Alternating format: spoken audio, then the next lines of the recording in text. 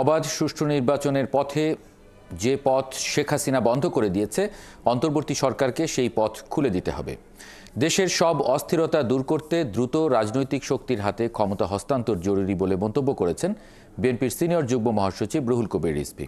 বৃহস্পতিবার সকালে দলের ভারপ্রাপ্ত চেয়ারম্যান তারেক রহমানের নির্দেশে বাড্ডা এলাকায় জুলাই আগস্টের ছাত্র জনতার গণ অভ্যুত্থানে শহীদ পরিবারকে বিএনপির পক্ষ থেকে সহায়তা অনুষ্ঠানে এসব কথা বলেন তিনি।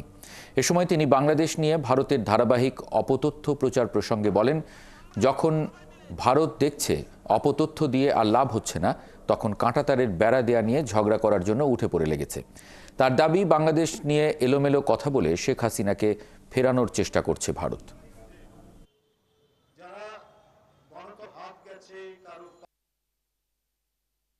মানুষের কথা বলার অধিকার নিশ্চিত করতে হবে।